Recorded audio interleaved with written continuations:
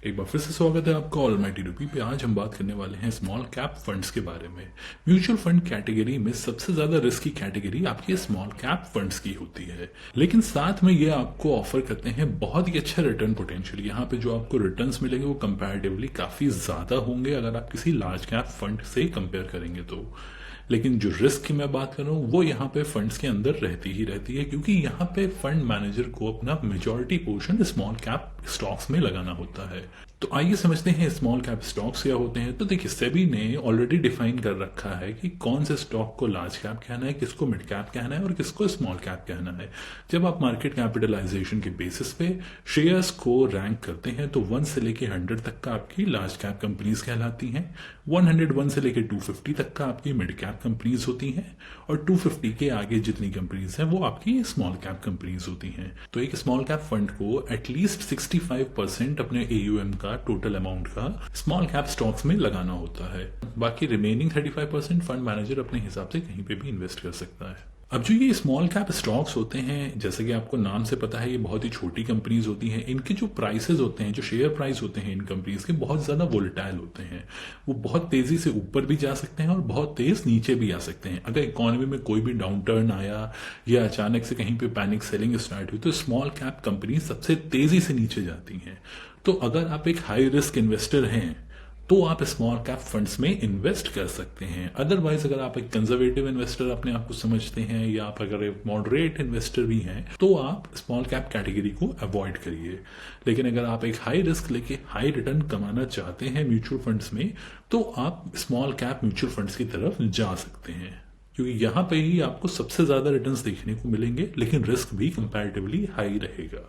तो अब हम कंपेयर करने वाले हैं जितने भी स्मॉल कैप फंड्स अवेलेबल हैं जिसमें इन्वेस्टर्स अपना पैसा लगा सकते हैं। इस टेबल में हमने सारे ही फंड्स को मेंशन कर रखा है। यहाँ पे हमारे पास यहाँ पे स्कीम नेम है, जो हमारे म्यूचुअल फंड्स हैं स्मॉल कैप कैटेगरी के वो अवेलेबल हैं। उनका AUM हमने यहाँ लिखा हुआ है, उनके 6 मंथ्स के रिटर्न लिखे हैं, उनके ईयर टिल डेट के रिटर्न लिखे हैं, उनके 1 ईयर के रिटर्न लिखे हैं, 2 ईयर के एनुअलाइज्ड रिटर्न है, 3 ईयर के एनुअलाइज्ड रिटर्न है, 5 ईयर के एनुअलाइज्ड रिटर्न है और साथ में हमने यहाँ ऊपर जो निफ्टी स्मॉल कैप 250 इंडेक्स है उसके भी सेम ड्यूरेशन के लिए रिटर्न लिखे हुए हैं, जो कि ज्यादातर केसेस में इन फंड्स की बेंचमार्क होती है जिनको ये फंड्स कोशिश करते हैं बीट करने की। साथ में हमने यहाँ कैटेगरी एवरेज के भी रिटर्न्स लिखे हुए हैं। अगर हम ये कॉलम आई देखें, यहाँ पे हमने हर फंड का शार्प रेशियो भी लिख रखा है।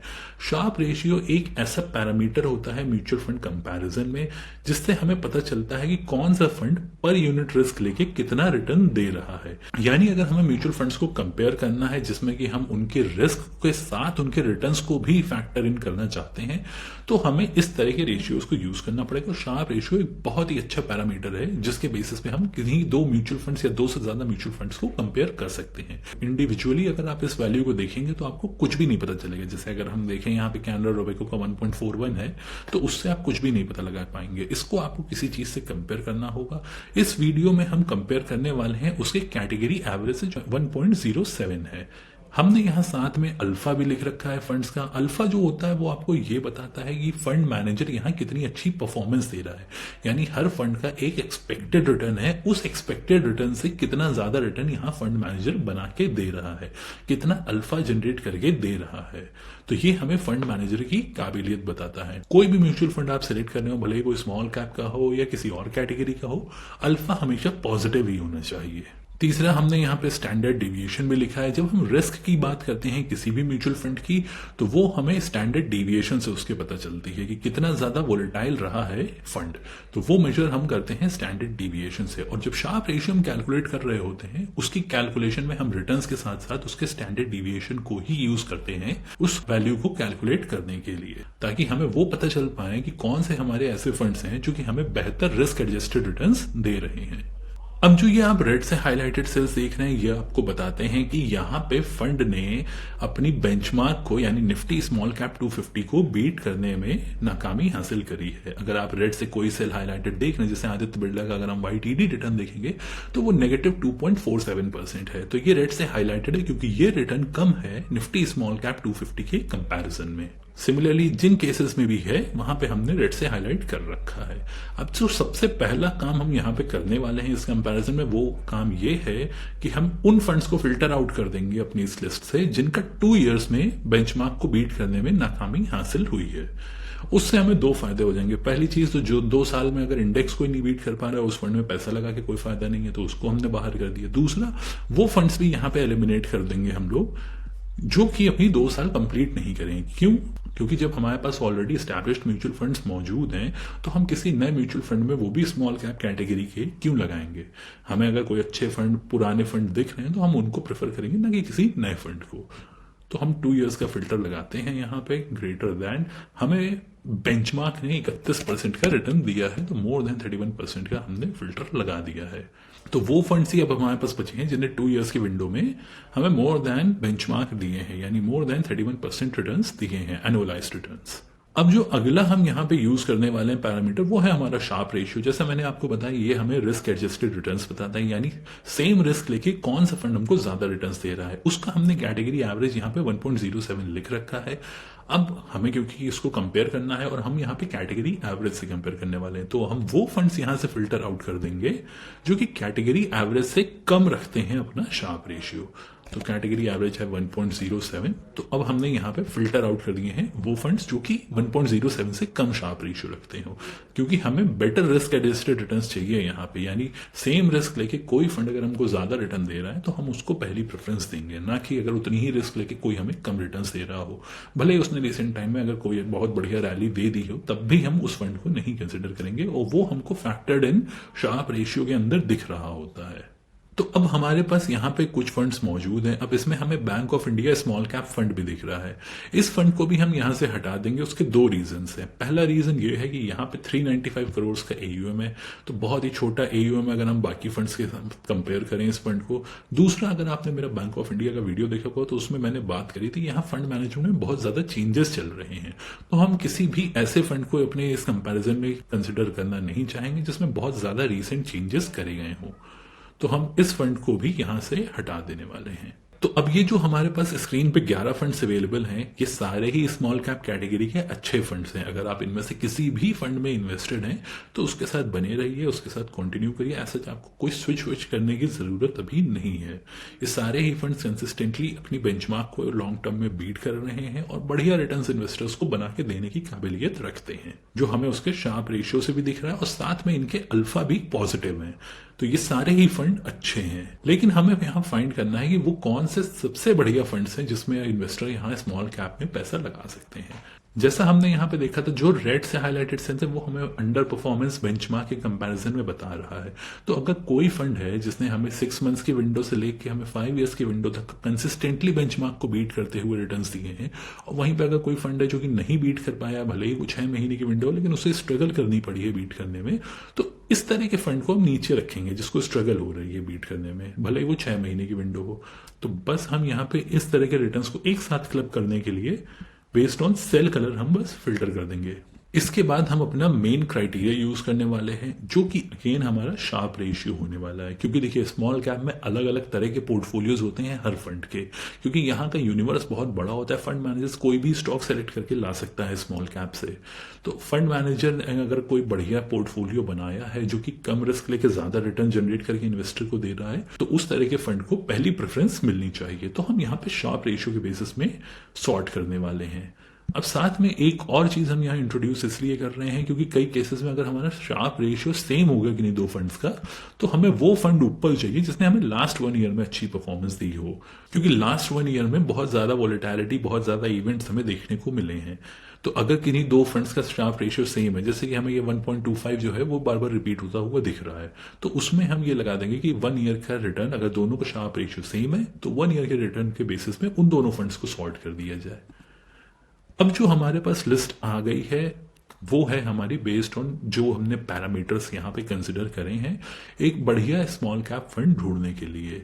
जैसे मैंने आपको बताया कि स्क्रीन पे जितने भी स्मॉल कैप फंड है सारे ही अच्छे हैं, लेकिन अगर आप बेस्ट फंड यहाँ पे देख रहे हैं जो कि हमको एक मैनेज्ड रिस्क लेके बढ़िया रिटर्न्स दे रहा हो, तो उसमें सबसे पहले नंबर पे है हमारा क्वांट स्मॉल कैप फंड। इस फंड का AUM 2300 करोड़ का है। अगर हम रिटर्न्स देखें तो ये fund consistently high returns deliver करता है। आप कोई भी विंडो उठा के देंगे 6 months YTD, 1 year, 2 year, 3 year, तो यहाँ पे हमें बहुत बढ़िया परफॉर्मेंस इस फंड की तरफ से देखने को मिली है।